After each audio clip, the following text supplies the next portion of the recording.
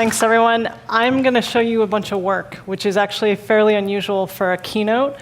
But I want to do it, one, because I'm really proud of the team that's worked on it. We have about 25 UX, visual design, motion graphics folks that really put their heart and soul into this. And also because I want to thank you. We learn a lot from you and what you do in the industry, and we have used a lot of that in the design work you're going to see.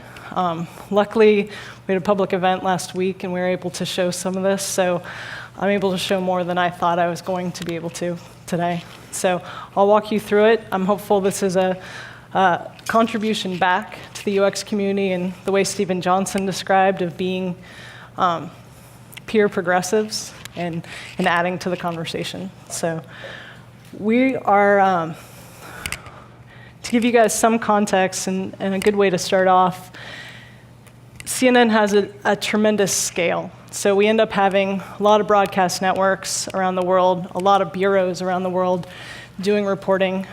We tend to have around 80 million unique visitors a month. It's a lot of folks, between 8 and 10 a day, 8 and 10 million a day. Around 100 million video starts, a lot of video pumping through, and almost 2 billion page views. So a lot of scale, it's a lot to play with. It means that doing tricky things, like some of the stuff I'm going to show you, is tricky. There's a lot of scale involved in that, and that hopefully means that if we can do some of these things, then it helps it be easier for other folks to do it too. Another piece is we sort of have this concept, our audience is pretty much everyone.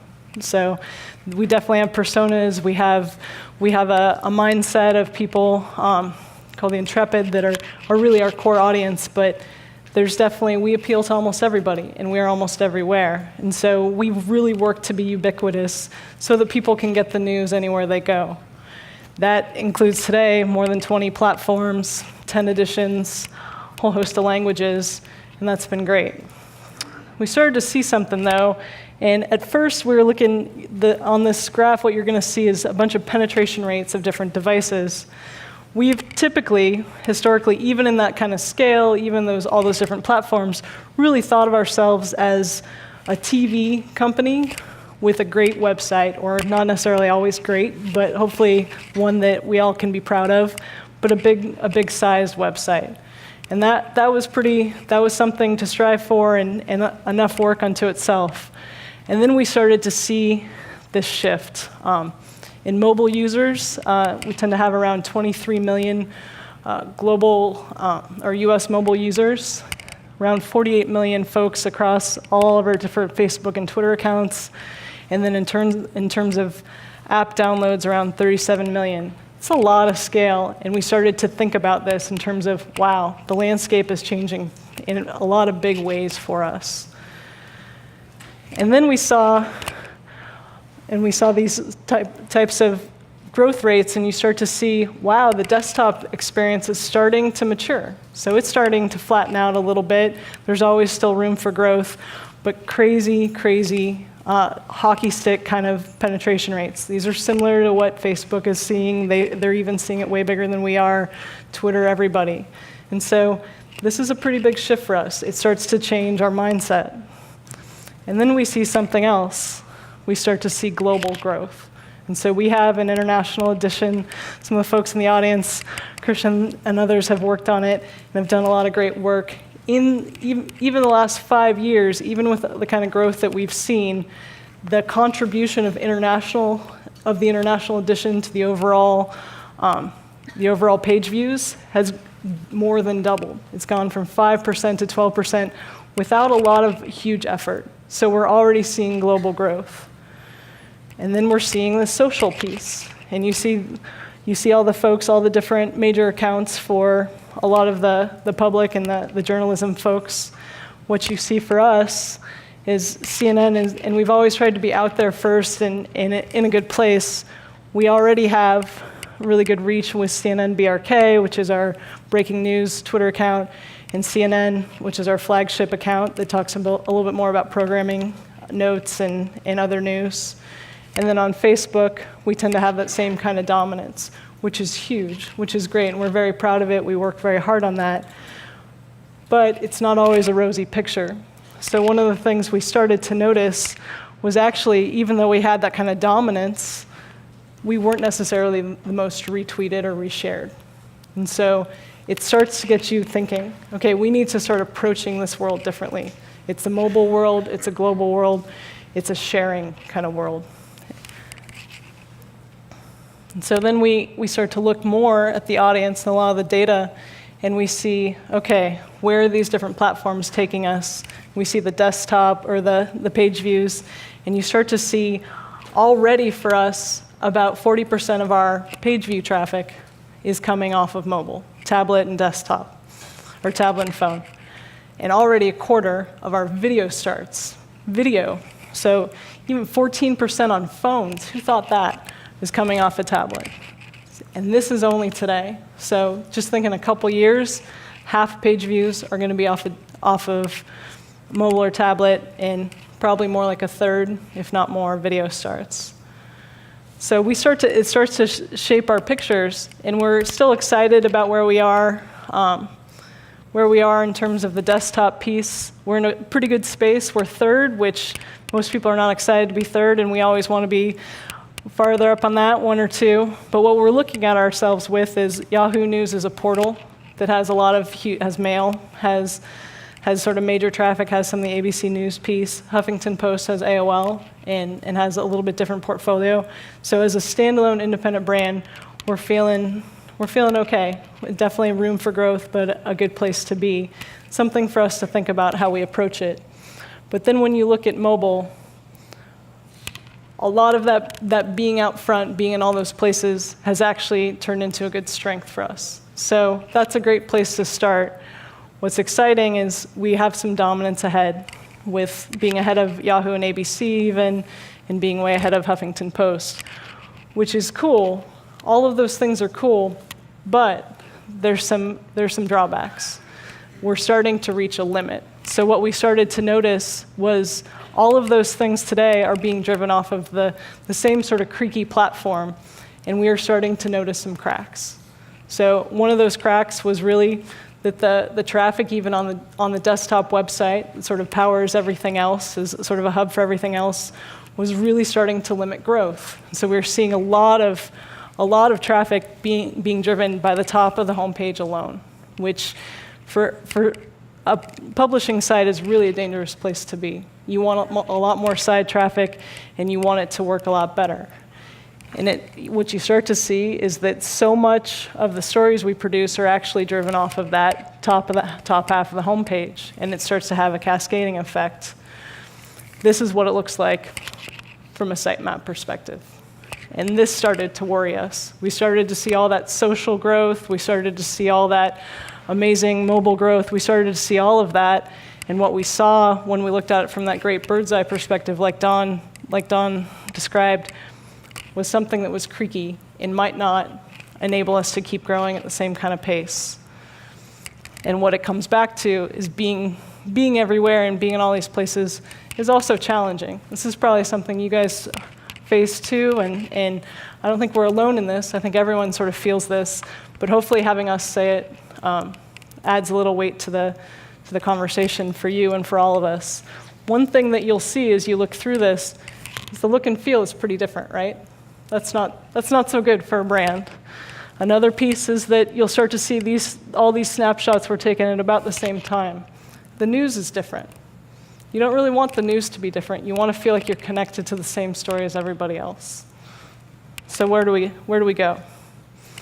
Well, the one thing that saves us and saves, I think, all of us is the idea is that you can start to meet people where they are, and that these platforms and thinking about them is actually a lot more fun because there's a lot of complementarity.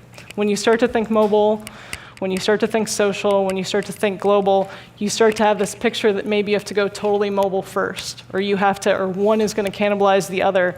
And what we started to see, this was some data that we had from our internal pieces, was that they weren't necessarily cannibalizing each other.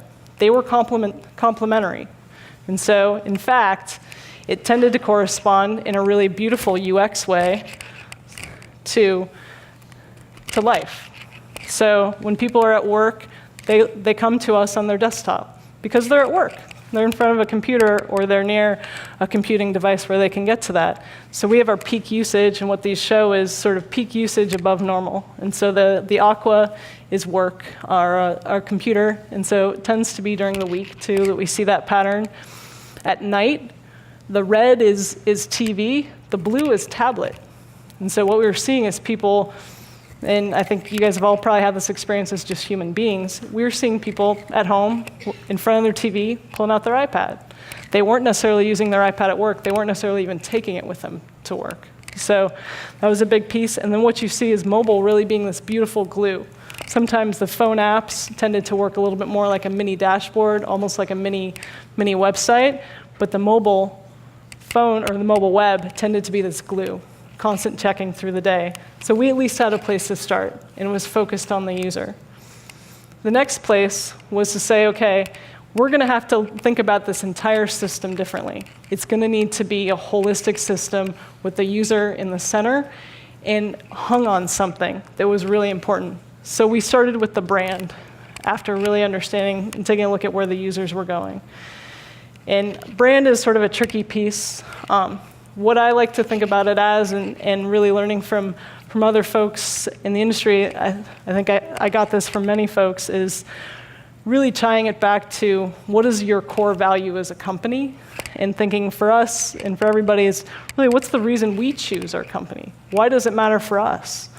So if you work at the Washington Post, you probably have this picture in your head, Woodward and Bernstein, or Redford and Hoffman, of really trying to keep people on the truth, trying to go to the highest levels of government and make the right thing happen, get the truth out.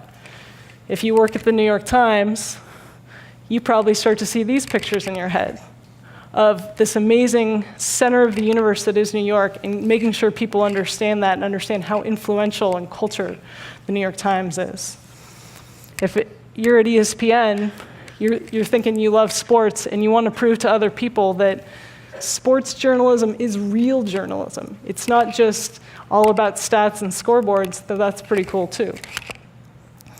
If you work at Target, it's about making something as small as toothpaste buying or toilet paper buying a fashion statement, a fun experience. For Nike, having everyone feel like they're an athlete, so making taking out the trash really feel like a hardcore sport. And for Starbucks, it's really a fast food company. It's the McDonald's of coffee, but it makes it feel like a community experience. And if you work there, if you're a partner in their company, and if you go into a Starbucks, you feel like you're part of something. They remember your name, they remember your order, they try and make it feel like a community, that third place. So this is all based on some really good theory that comes from a lot of smarter folks like Lynn Upshaw at UC Berkeley and David Akers and a lot of good folks. It really comes down to what is your core brand DNA, and then how does that radiate out in terms of values and personality and positioning. And to be honest, at CNN, we were all over the place. When you look at those 20 platforms, there was no core brand that was just popping out through that. There's a lot of really interesting design work for sure, but there wasn't a core brand. And so in this new global social mobile world, there does need to be a core brand. So for us, we went back to our core. And it's pretty funny, you think of Ted Turner, he's an interesting guy in this kind of old dated picture, but there was something beautiful. When we went back into it, this was actually when he launched the network more than 30 years ago. This was his launch speech. And he said, "To act upon one's convictions while others wait, to create a positive force in a world where cynics abound, to provide information to people when it wasn't available before, to offer those who want it a choice, and for the American people whose thirst for understanding and a better life has made this venture possible." I still get choked up hearing that. So it's pretty amazing. Even 30 years later, it still feels current. It feels like a promise and a DNA that's worth putting out into the world. And when I joined the company 3 years ago, I made a big move to Atlanta. And there were so many people who came up to me who said, I want you and everyone around there to make CNN great. because this brand means something. And so trying to get back to that is really why we do it. And I can't stress how important that is, as keeping that a centerpiece of what your organization's about. And for us, every time I forget it, I lose. So it takes me, we'll get into the plan so you can see some of the actual pieces. The plan based off of that is to really shift from this kind of one-way economy. So today, the way it works is you get a story like Paula Deen, sort of crazy Paula Deen. Or I shouldn't say that, I shouldn't editorialize. But you get a story like Paula Deen, we hear about the story, and literally someone on our national desk picks it up, has a story, starts to write a wire. We toss out a story online. We put a great story page out there. From there, we put out a breaking news alert. Pretty cool. We get it all out to all of our different apps. That's the way it works today. And it works okay, but it's broken, as I said. You saw that leaky sitemap, and you saw a lot of things behind the scenes that aren't so awesome either. What we want in the future is something that I think we're all kind of building towards. I don't think this is unique to us, but something that is really more centered around you, your experience of the news, and not just like a basic personalized experience. It's something that takes that slice at the top, the breaking news and top stories that are universal, that you need to know in order to feel connected and a part of society, but also takes the topics, the talent, the shows that you love, that you're a fan of, and builds that in. And it takes the trending topics and the moments and the memes of our world and bakes them in. And then it takes maybe your social activity and informs the experience, so you don't have to explicitly state a lot of preferences. And it takes your referral context. If you're coming from search, it knows that, and it serves you up a different experience. If you're coming from social, it knows that. If you came from the homepage, it knows that, and you get a little bit something different. And then you pop in something like a discovery engine like Zeit, which is a company we own, and really helps you get that serendipity, helps you get out of the filter bubble, so you're getting the best news, the most relevant news for you. So this is our vision. We won't accomplish it all in 1 year. It's going to take a few years for us to get there. But one of the few things we're going to start with is a complete technical replatform. I'm going to show you some beautiful designs, or hopefully you'll think they're beautiful. I think they're gorgeous. I'm really proud of the team with them. We're going to do a bunch of stuff, but some of the biggest things we're doing is a full technical restructure. We haven't done one in more than a decade. Includes best screen available responsive design. What that means is we're definitely taking a progressive enhancement route. We've worked and advised with folks from the Filament Group that did the Boston Globe work all the way through. And definitely mobile first is good, and having some progressive enhancement so you can deal with video and photo scaling issues is key. But beyond the responsive design, having a clean content API system so you can pipe stuff in and plug things in. A robust tagging and taxonomy system is a must. You just need to understand how things are tagged and have really good, rich data. You need important authoring tools behind the scenes. So an editor is not an editor from TV, an editor from mobile, an editor from the website. Everyone is working together, and it can go to all platforms at once. They're little bits that can go everywhere. And then the dynamic content rendering engine, it's really a fancy way of saying personalization in a completely singularly personal experience for every person. You also need, and this is where I start to geek out as a UX person, some nav. We didn't have much nav before, so you need nav systems, you need a taxonomy and a structure to create a web of how things connect.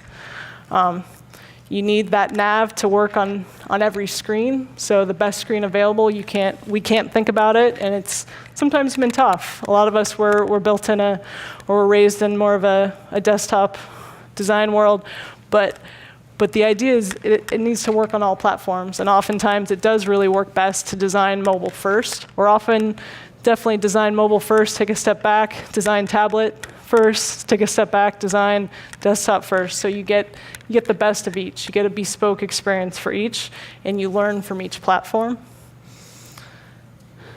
Then another part of the plan is really thinking about how the community filters in. So CNN is a broadcast company. That's the legacy of where it's come from, and it will still have that important news going out.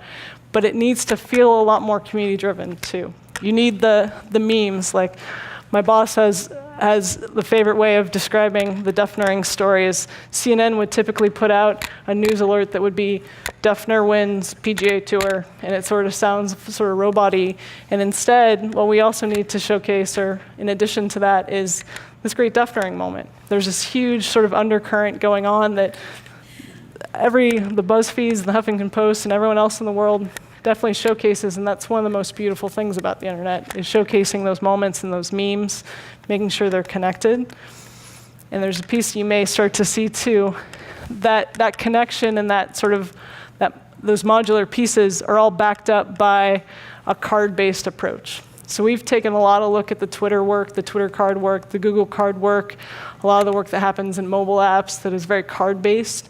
And what we love about it, we've actually definitely adopted it and had it be more of a content type piece for all of our cards. But what we love about it is it really makes it action-oriented.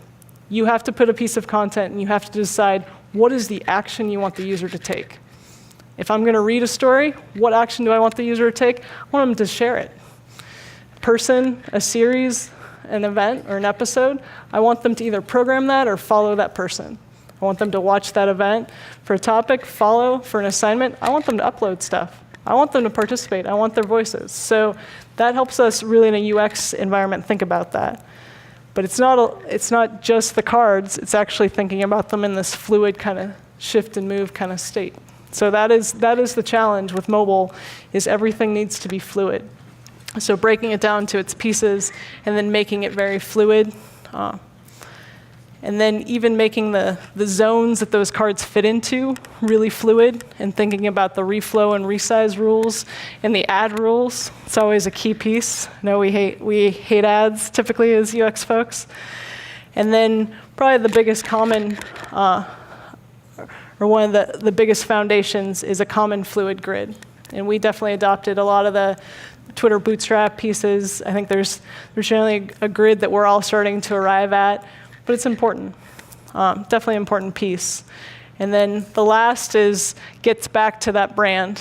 The brand is definitely baked into that whole, to the card-based approach, to the social approach, to all of that,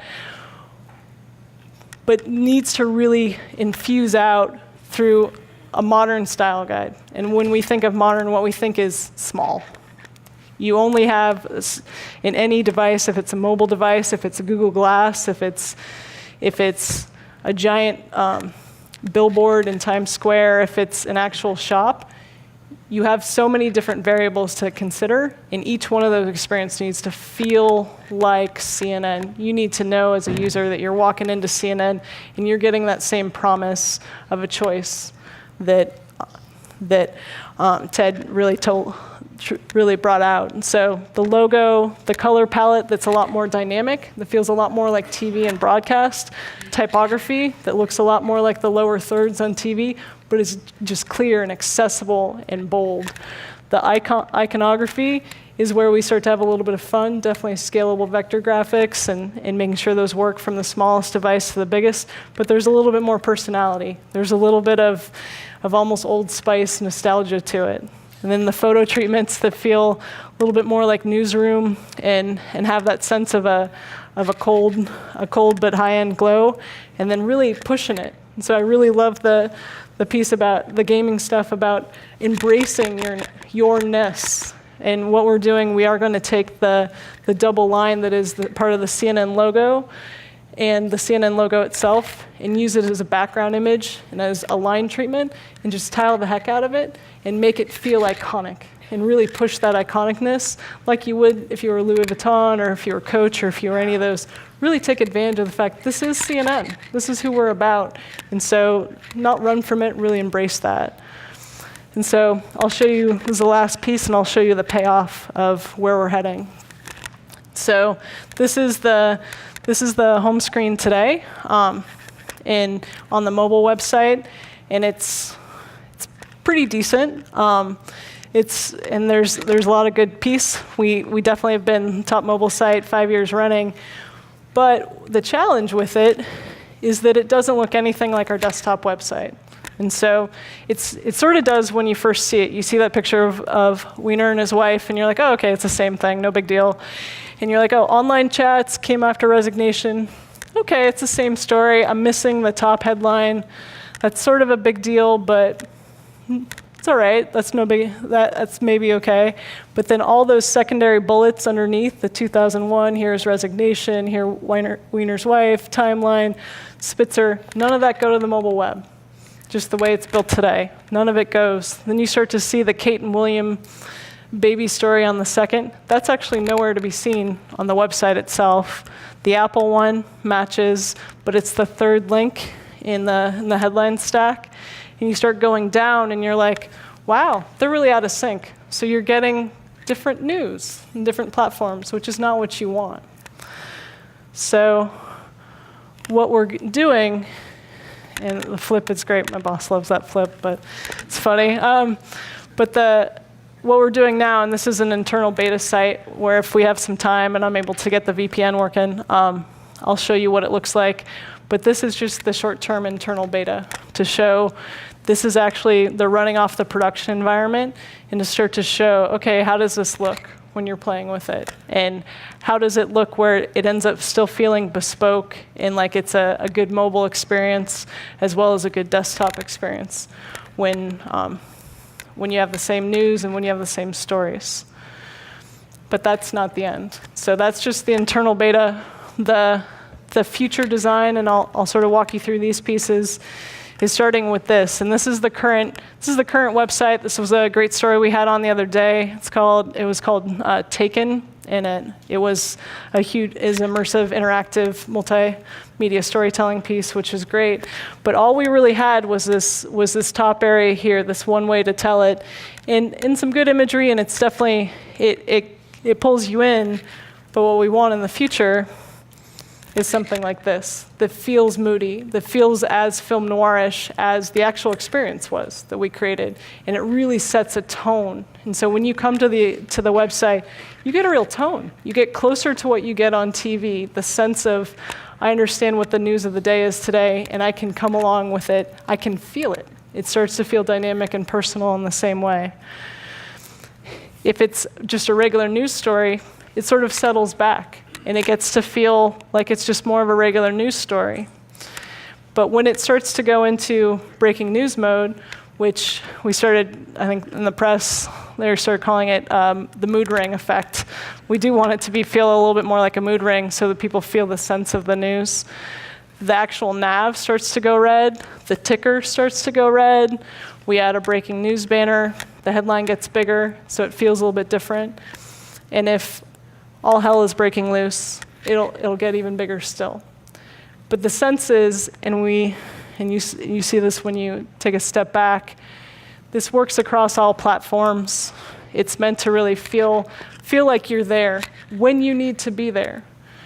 But what we don't want is that to be the way it feels every day.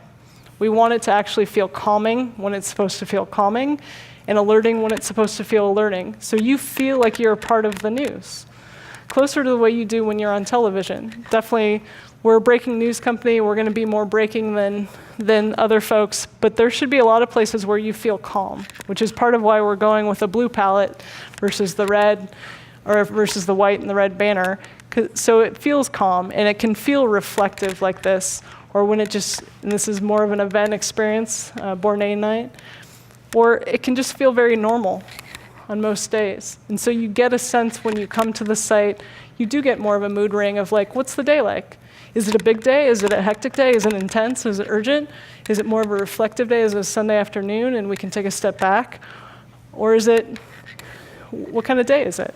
So, and then when you move on to the story pages, they start to take on the white, as you would expect, so you can read the text. When it's a video, it'll likely look more cinematic. It'll look darker. We've added a bunch of pages for our people. We have really talented writers and really talented show hosts and journalists that we don't do a very good job of showcasing today, and people are always looking for them in the search logs. And so we've added live streams for every writer and every show talent. And this is an example of John Sutter, who's a really good writer on our staff. This is an example of Sanjay, slightly different treatments, sort of based on the type of person they are, the type of person that they are in the CNN world. But you get a sense of who they are, and you have the blue helps you feel really a little bit more of an intimate connection to them. And you can get to all their social stuff, you can get to all their top stories, you really know what they're about. The TV show experience really moves across platform, and you feel that kind of connection today. These don't go across platform consistently. We're doing them for all the newer shows, like the Bourdains and the like of the world. But this is usually pretty tricky business to try and get this pulled off, and particularly when you often have 2 weeks to get a show site up. That's oftentimes some of the turnaround for it. For a section, like a living section or a world section or entertainment, you start to get that sense of personality and tone. What is a section about? What, and how does that feel different? And you even have ways for the advertising to be responsive and also to feel like it's part of the content. And so my general philosophy, and I know all of us in UX would love a world without ads. I'm also definitely a realist, and so I would rather design in the ads so the ad experience is as wonderful as the rest of the experience than not. And so we're working to really make that ad experience top-notch. That same kind of experience on the homepage during that taken cold case story. This is native advertising. I'm sure a bunch of you have been pushed to do native advertising. This is an example of how that same modular zone or card-based and zonal approach works when you see it this is a sponsored content piece for the Hunger Games, or even a piece like GE. If they sponsored a whole section and had content moving through our site. They did something similar in our CNN Trends area, just on the desktop website, and it seemed to be really effective. And a lot of brands are actually producing really beautiful content that shouldn't be mistaken ever for CNN content. You need to have that distance, but you should also have good experiences of that content, and we'd rather showcase that. So this is the next version of CNN, and this is what we're excited to show you guys. I just have a quick minute, so I'm going to try and do this. If it doesn't work, I will skip out of it. But let's see if we are still here.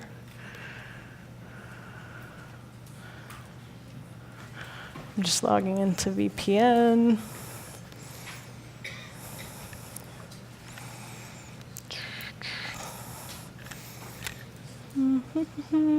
Cool.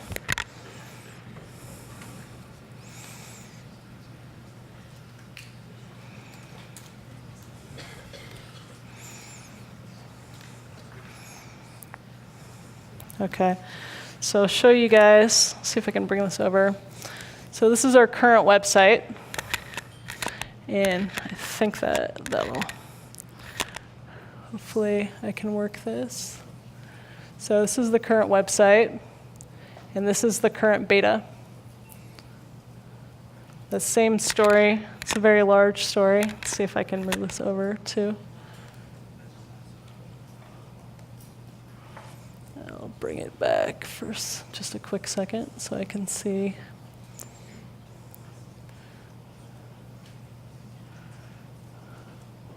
Let's go.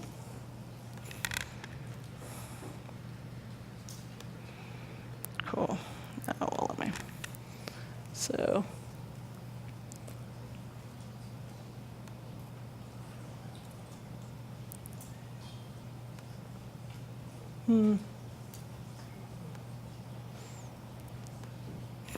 Doesn't seem to be wanting to do it.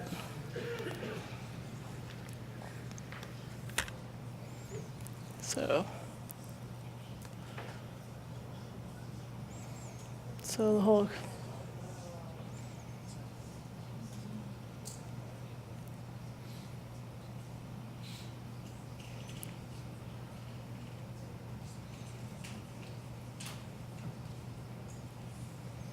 all the way down. We'll pull it back up, go through.